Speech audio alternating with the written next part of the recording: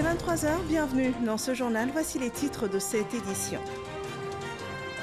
L'ambassadeur suisse est en Côte d'Ivoire et en fin de mission. Il a été reçu ce mardi par le président de la République Alassane Ouattara. Le bilan de sa mission sur le sol ivoirien et la coopération ivoiro-suisse ont été abordés durant cet entretien. Le tournoi de football portant le nom de la première dame Dominique Ouattara a été lancé ce mardi. La 12e édition cette année se déroulera dans 60 localités. La compétition cible les jeunes âgés de 7 à 15 ans.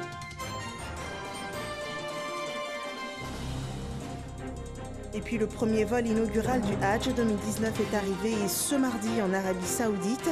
Ce premier contingent étatique avait à son bord 500 pèlerins. Cette année, la Côte d'Ivoire enregistre la participation de 9000 personnes au pèlerinage à la Mecque. Bienvenue dans ce journal. Ce mardi, le chef de l'État Alassane Ouattara a reçu en audience l'ambassadeur suisse en Côte d'Ivoire. Le diplomate est en fin de mission. Il a fait le bilan de sa mission sur le sol ivoirien avec un rappel des actions liées à la coopération entre la République helvétique et la République de Côte d'Ivoire. Jérôme Kofi Aboula. Thomas Licher en fin de mission en Côte d'Ivoire. Le diplomate suisse a rencontré à cet effet ce mardi le président de la République, Alassane Ouattara, conformément à la tradition. Il a indiqué avoir saisi cette occasion pour passer en revue avec le chef de l'État ivoirien les activités menées au cours de sa période d'affectation sur le sol ivoirien. Moi, j'ai eu le privilège d'être en Côte d'Ivoire pendant une période très positive dans l'histoire récente de la Côte d'Ivoire. Je vous rappelle que le pays n'a pas simplement retrouvé sa pleine souveraineté, mais a pu assumer des responsabilités toutes particulières, par exemple en tant que membre au Conseil de sécurité des Nations Unies. Donc la Côte d'Ivoire, si vous voulez, a retrouvé sa place, sa juste place dans le concert des nations. En ce qui concerne nos relations, il y a un pilier principal qui est le pilier économique, c'est-à-dire il y a beaucoup d'entreprises suisses présentes en Côte d'Ivoire et ce que j'ai pu accompagner, c'est vraiment un accompagnement de ces entreprises, de l'essor qu'a pris la Côte d'Ivoire ces dernières années. C'est-à-dire il y a eu des investissements nouveaux, mais il y a aussi eu un engagement plus approfondi dans le domaine qu'on appelle la responsabilité sociétale des entreprises.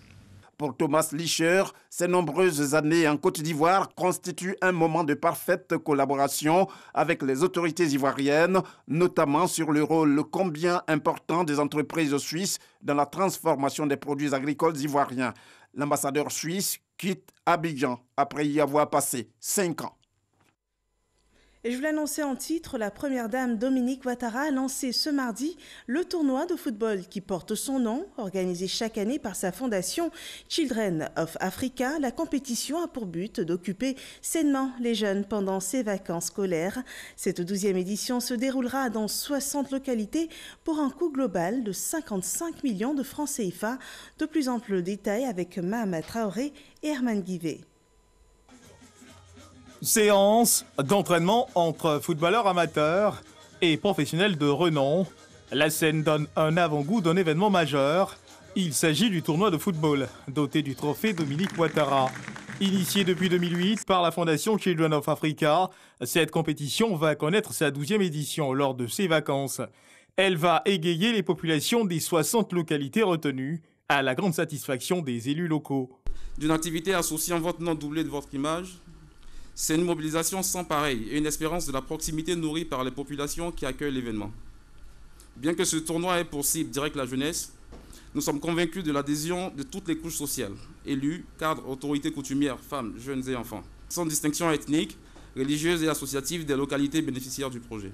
Au nom du mouvement sportif, Paulin Dao a exprimé sa reconnaissance à la première dame Dominique Ouattara. Pour lui, ce tournoi est un facteur d'épanouissement et de cohésion sociale. L'action que vous menez aujourd'hui est le juste prolongement de l'axe 5 du programme social du gouvernement, piloté de main de maître par le Premier ministre Amadou Gon Coulibaly, sous le leadership de votre époux, le président Alassane Ouattara, faire en sorte que les Ivoiriens aient le bien-être partout où ils sont en Côte d'Ivoire. Et ce bien-être ne passe pas seulement par la construction de ponts, ne passe pas seulement par la construction d'hôpitaux, il passe aussi et surtout par le sport, parce que grâce au sport, nous pouvons lutter contre les maladies métaboliques, mais nous pouvons aussi surtout renforcer notre cohésion sociale. Pour la présidente de la Fondation Children of Africa, ce tournoi contribue à l'éclosion des futurs champions. Nous avons constaté que les tournois de football maintiennent nos enfants loin des dangers liés à l'oisiveté et aux mauvaises fréquentations. Les enfants ressortent des tournois plus épanouis et surtout marqués par des valeurs telles que l'esprit d'équipe et la discipline, valeurs cardinales à la pratique du football. Car c'est entre autres par la promotion de ces valeurs, associées à nos actions dans les secteurs de l'éducation, de la santé et du social, que la Fondation Children of Africa œuvre pour le bien-être de nos enfants. À cet effet, nos enfants, âgés de 7 à 15 ans, d'une soixantaine de villes et de communes sur toute l'étendue du territoire national, bénéficieront gratuitement, cette année encore, de ce tournoi qui s'achèvera avant la prochaine rentrée scolaire. Et j'aimerais profiter de cette occasion pour féliciter toutes nos jeunes filles qui feront partie de ce tournoi et qui montrent que le football féminin a de l'avenir en Côte d'Ivoire. Le coût global de ce 12e tournoi de football, doté du trophée Dominique Ouattara, s'élève à 55 millions de francs CFA. La parité était sujet de débat à l'Assemblée nationale. Les députés ont adopté en commission ce mardi le projet de loi favorisant la représentation de la femme dans les assemblées élues. Désormais, les partis et groupements politiques doivent présenter au moins 30% de femmes dans les listes des élections législatives, sénatoriales, municipales et régionales. Les explications de Kolo Coulibaly. C'est une loi qui instaure un quota. 30% de femmes dans les listes lors des élections législatives, sénatoriales, municipales et régionales. Désormais, tous les groupements et partis politiques doivent respecter cette disposition légale. C'est ce que dit le projet de loi favorisant la représentation de la femme dans les assemblées élues, adopté à l'unanimité par les députés de la Commission des affaires sociales. Nous partons déjà actuellement de 11,90% à l'Assemblée nationale, de 3% dans les régions. Vous avez une seule femme présidente de région et vous avez 7% pour les maires. Donc si nous allons aujourd'hui à 30% sur les listes de candidatures et que nous travaillons à ce que les femmes se portent candidates, nous aurons fait une grande avancée. Et ensuite, nous pourrons atteindre les 50%. Ce projet de loi passera en plénière. Son article 4 indique que tout groupement ou parti politique dont la liste aux élections atteint au moins 50% de femmes bénéficiera d'un financement public supplémentaire.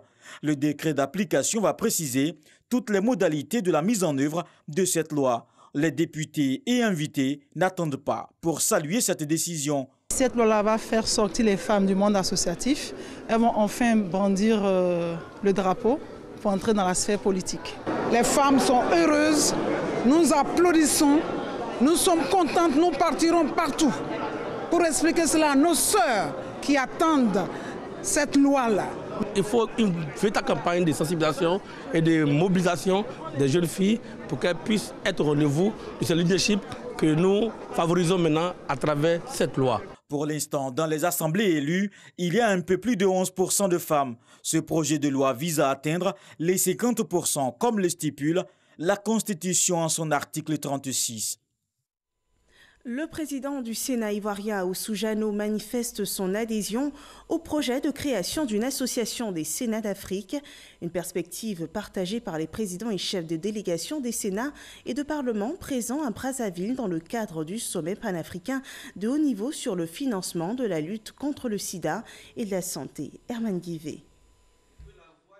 Faire parler d'une même et seule voix les Sénats et Parlements d'Afrique dans les arènes internationales, c'est le but fixé à l'Association des Sénats et Parlements d'Afrique, réunie à Kintélé en République du Congo en marge du sommet panafricain de haut niveau sur le financement du VIH et de la santé. Les participants présidents d'institutions parlementaires ont pris d'importantes décisions quant à la mise en place de ce projet. Prenait part à cette rencontre le président du Sénat ivoirien, Ahoussou Kouadio-Jano. Les participants ont unanimement salué et accepté le principe de création de l'Association des Sénats d'Afrique. Les participants ont par consensus désigné M. Pierre Ngolo, président du Sénat du Congo, pour coordonner la conduite du dit projet. Ils ont également convenu de poursuivre leurs échanges à Midland-Afrique du Sud, lors de la 10e réunion annuelle des présidents de l'Assemblée et des Sénats d'Afrique qui se tiendra du 5 au 7 août 2019. Une cérémonie de clôture du sommet marquée par plusieurs allocutions, entre autres celle du président du Parlement panafricain, Nkodo Ding, sur les défis à relever par les parlementaires pour ce qui est du financement du VIH et de la santé. Nous devons dépasser le seuil des déclarations pour pousser nos exécutifs à poser des actes. Et la satisfaction ici sera générale si elle atteindrait les pauvres populations qui sont dans les fins fonds du village, qui n'arrivent pas à avoir les soins de santé. Les participants ont exprimé leur gratitude au président de la République du Congo, son Excellence Denis Sassou Nguesso, pour la qualité de l'accueil dont ils ont bénéficié depuis leur arrivée en terre congolaise. Et ici à Abidjan, Richard Young, sénateur représentant des Français établis hors de France, effectue une visite de travail sur le sol ivoirien.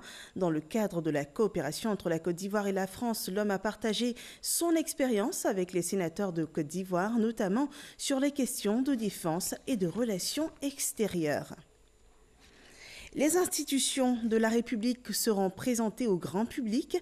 Les Ivoiriens pourront, durant 3 jours du 22 au 24 juillet prochain, s'instruire sur les prérogatives des 12 institutions de la République. Ces journées portes ouvertes sont expliquées dans ce reportage de Michel Digré. Le constat est que nos institutions sont peu ou mal connues des citoyens, qui, à tort ou à raison, continuent de s'interroger sur la pertinence de leur existence et leur utilité dans la vie quotidienne. Pour changer cette perception, le ministère chargé des relations avec les institutions de la République organise des journées portes ouvertes. Ces journées ont pour objectif d'offrir à ces institutions et à nos concitoyens une occasion d'échange direct entre eux afin que les barrières laissent place à l'ouverture et à la connaissance. Cet événement sans précédent dans notre pays est une initiative qui rentre dans la vision du président de la République. C'est une démarche qui vise à donner des outils à la population afin qu'elle puisse mieux comprendre et agir dans la vie de la nation. Du 22 au 24 juillet prochain, les populations pourront, à travers ces journées, mieux s'imprégner des attributions des 12 institutions de la République. Dans le nord de la Côte d'Ivoire, à une vingtaine de kilomètres d'Odiéné, le centre de santé urbain de Thiémé a reçu une ambulance et des équipements sanitaires. Aussi, l'école primaire de cette localité pourra accueillir la rentrée prochaine un plus grand nombre d'élèves grâce à un nouveau bâtiment, des dons offerts par le Premier ministre Amadou Gon Coulibaly. Le reportage de Mahama Traoré. C'est la fin d'un calvaire pour le centre de santé urbain de Thiémé, localité située à 25 km de la ville d'Odiéné, capitale de la région du Kabadougou. L'évacuation des malades de cette formation sanitaire vers des hôpitaux plus adaptés est désormais chose possible avec cette nouvelle ambulance. Une réponse du Premier ministre Amadou Gon Coulibaly aux doléances des populations de Thiémé. Après la remise de l'ambulance, les populations m'ont demandé qu'on organise une cérémonie, une journée de reconnaissance au chef de l'État et à son Premier ministre pour ce geste, en plus ou en attendant la célébration du bitume dans la ville de Thiémé. Ensemble, nous avons la responsabilité de faire en sorte que nos parents soient heureux, qu'ils dorment tranquilles. Ce que nous voyons aujourd'hui, c'est une ambulance. Si nous sommes unis, si nous essayons d'être responsables, nous allons avoir plus. Monsieur le représentant du Premier ministre, vous voudrez bien lui traduire la reconnaissance de nos populations pour tout ce qui a été fait et pour tout ce qu'il fera pour nous. Lui dire également que nous comptons sur lui pour faire en sorte que Thiémé et tout le district du Denguélé ne soient pas oubliés. Le centre de santé urbain de Thiémé a également reçu du Premier ministre des équipements biomédicaux du mobilier de bureau et des produits sanitaires. Mais les efforts du gouvernement envers ce centre de santé ne vont pas s'arrêter là, assure le ministre de la Santé. Le centre de santé de Tiémé, chers parents, sachez-le, a déjà été bien programmé par son Excellence le Premier ministre Amadou Gon pour une réhabilitation dans l'ordre de 68 millions de francs CFA. L'ambulance contribuera assurément à l'optimisation des soins et tout particulièrement à la réduction des décès maternels et infantiles en améliorant le transfert médicalisé des patients vers les services spécialisés. Autre action du gouvernement à Tiémé, ce nouveau bâtiment de 3 classes offert à l'école primaire Koko. Pour le représentant du Premier ministre à cette cérémonie, Tiémé bénéficie ainsi du programme social du gouvernement. Le Premier ministre m'a chargé de dire aux populations de Tiémé de ne pas s'oublier. Le président Alassane Ouattara ne dort pas à cause de la Côte d'Ivoire. Il veut le bonheur de chacun et de chacune. Et il est aidé en cela par lui-même, en tant que Premier ministre, par tout un gouvernement. Il faut savoir demeurer soi-même. Il faut savoir garder la ligne. Il faut savoir rester solidaire. Les membres du gouvernement ont profité de cette double cérémonie pour remettre un nouveau véhicule de commandement au sous-préfet de Tiémé. Dans le domaine agricole, le Conseil consultatif du cajou, CICC, reçoit le Cameroun. Le pays est 10e adhérent du CICC et le premier pays d'Afrique centrale à intégrer ce conseil. Pour le Cameroun, cette adhésion devrait contribuer à la restructuration de la filière cajou, ce qui pourrait réduire le taux de pauvreté en milieu rural. Noël Ngagno. Pays observateur depuis les travaux de préparation et d'élaboration du CIC, Conseil international consultatif du cajou, le Cameroun est désormais un membre actif avec des objectifs clairement affichés. En adhérant à ce Conseil international consultatif du cajou, nous devenons membres des organes de décision et ceci permettra de bénéficier de toutes les opportunités qu'offre cette culture qui, pour nous, est importante parce que c'est une culture qui nous permettra d'équilibrer notre balance commerciale. Spéculation à forte valeur ajoutée, le premier producteur, qu'est la Côte d'Ivoire, se donne les moyens d'atteindre le taux de transformation de 50% en un temps record grâce à des dispositions spéciales. Le gouvernement maintient le cap et a pour objectif de transformer 50% de sa production nationale. C'est ainsi que le Conseil des ministres a adopté récemment un projet d'ordonnance portant sur des avantages douaniers et fiscaux à l'endroit de tous les investisseurs dans le secteur du cajou. Ces avantages portent sur des exonérations de droits des douanes. Ces avantages introduisent la notion de crédit d'impôt et ces avantages également introduisent la notion de crédit d'impôt pour les opérateurs économiques qui ouvrent leur capital aux nationaux. Dans la même veine, des guichets ont été ouverts pour soutenir les promoteurs d'unités de transformation. L'avantage des appuis au niveau donc, du guichet A, nous pouvons aller jusqu'à 75 millions par projet.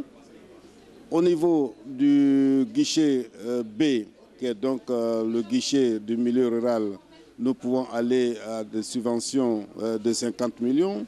Et au niveau donc du guichet C, c'est donc des petites unités, des petits financements destinés aux coopératives. Là, c'est un volume de l'ordre de 20 à 30 millions qui sont réservés donc à ces projets. Une batterie d'acquis que va exploiter le nouvel arrivé.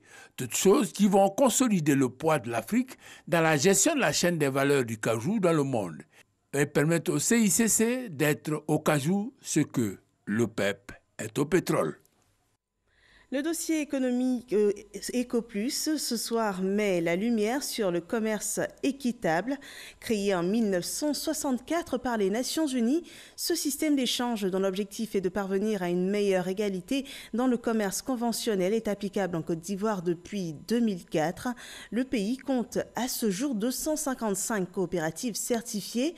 L'état du marché, les principes, les avantages et inconvénients vous sont présentés ce soir dans ce dossier économique proposé par Nadia Eja.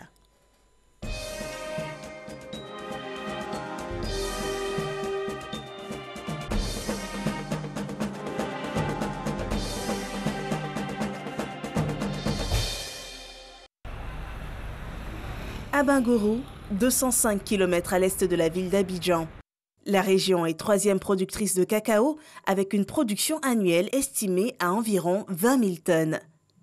Parmi les coopératives qui contribuent au rendement de la région, plusieurs sont tournées vers le commerce équitable.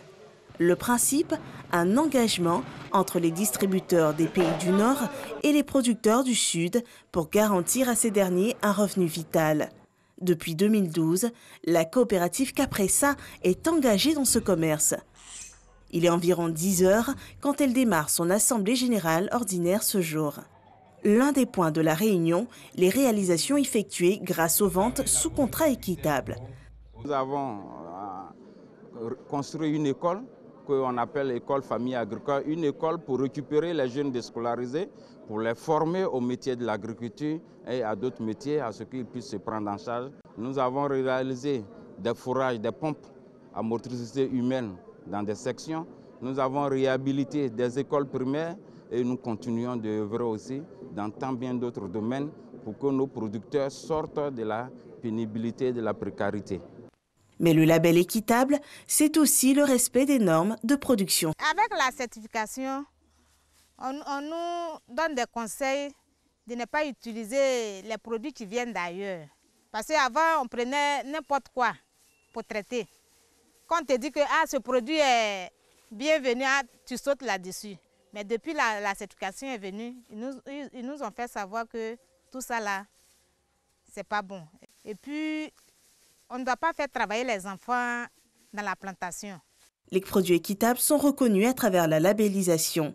4 organismes de certification sont implantés en Côte d'Ivoire. La plus importante, le label Fairtrade, avec une affiliation de 251 coopératives sur 255 et 171 000 producteurs, soit une part du marché de plus de 98%. Pour définir le prix minimum vital et la prime à payer, une implication de tous les acteurs est nécessaire. Un exemple avec le prix du cacao. Les producteurs, les acheteurs, les détaillants, donc tous ceux qui interviennent dans la chaîne, même le Conseil du café cacao, tant en Côte d'Ivoire qu'au Ghana, aussi le Cocoa Board. On a fait une analyse des coûts de production en ce moment. On a aussi fait une analyse de tous les autres coûts que le producteur supporte. Donc la prime a été revue à la hausse. Elle passe de $200 à $240 la tonne à partir d'octobre 2019. Le prix minimum donc aussi va passer donc de $2000 à $2400 la tonne. En cas de chute des cours sur le marché, le label garantit le prix minimum défini à payer aux producteurs. Le commerce équitable nous a permis en 2017 de soulager les producteurs au moment où le prix du cacao de 1100 francs la même année a chuté à 700 francs dans le mois de mars. Donc la petite campagne d'avril jusqu'à fin septembre, nous avons bénéficié d'un prix compensatoire. Outre le prix minimum, l'acheteur sous ce contrat devra reverser l'équivalent de 10% du prix d'achat comme prime au producteur.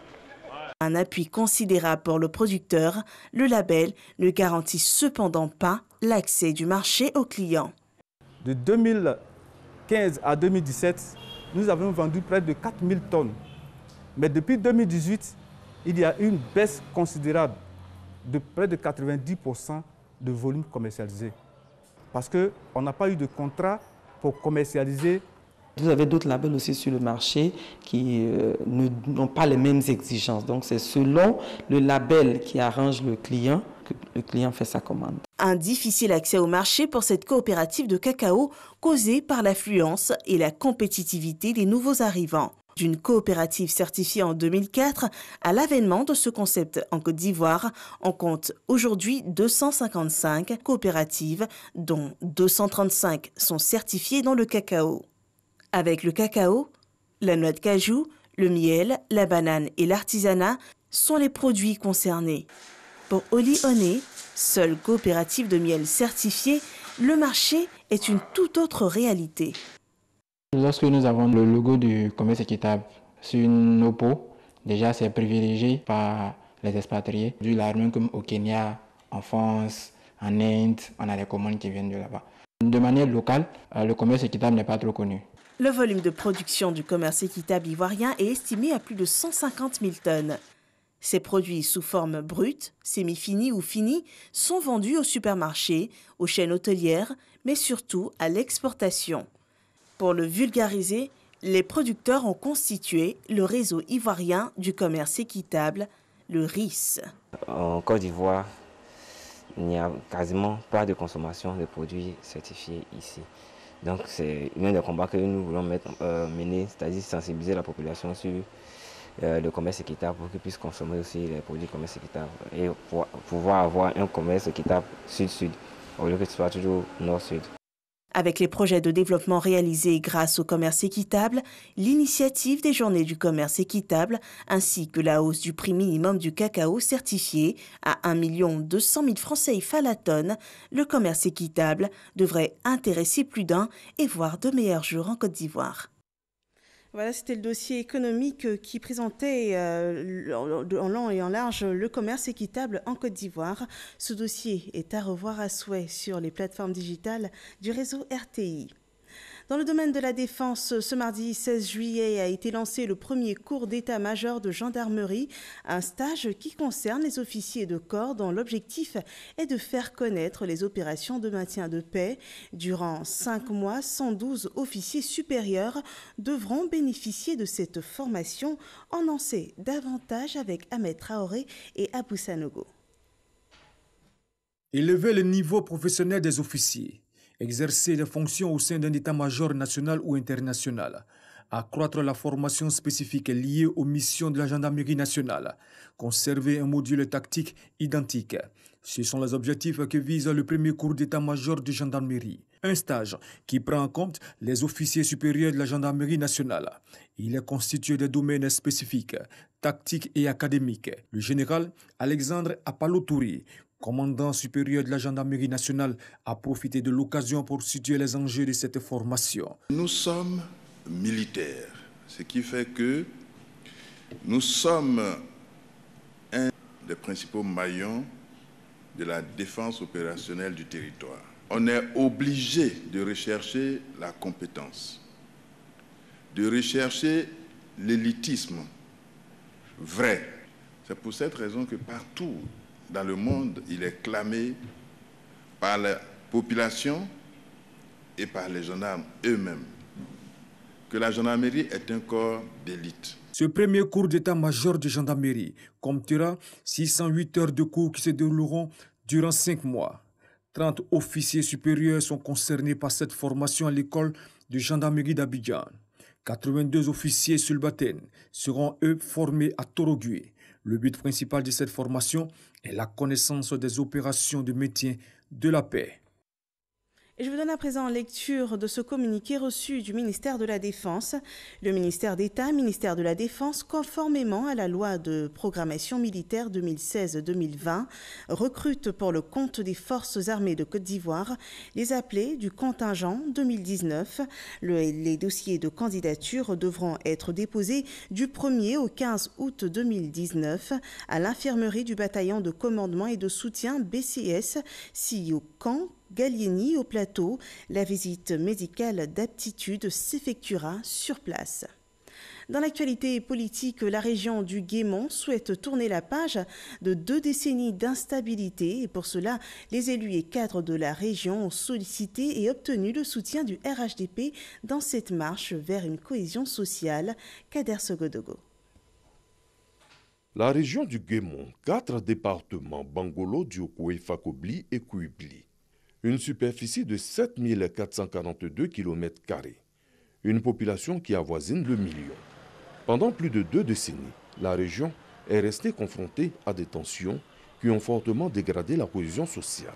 Les conflits communautaires se sont succédés, faisant de nombreux morts, des déplacés. Les destructions de biens publics ou privés ne sont plus à compter. À présent, après la dernière élection régionale, il faut le rappeler, une élection qui a été reprise, le temps semble venu pour ces populations d'aller de l'avant, de donner dos à la peur et à des tensions inutiles. Le Guémon a besoin de développement. Le Guémon a besoin de l'entente entre ses enfants, ses fils. Le Guémon a besoin de tous ceux qui habitent ici. Le Guémon est en train de donner en fait espoir à toute cette belle région qui dans le temps faisait peur. Le nouveau président du conseil régional prévient. Pendant que Daougro est en train d'être bitumé, Aboisseau, Korogo et même Ouragayo est reluisant à travers les bitumes qui sont en train d'être faits. Des gens viennent dans la région qui m'est chère pour demander à mes populations de bander leurs muscles. Je dis non, non au machiavélisme, oui au développement.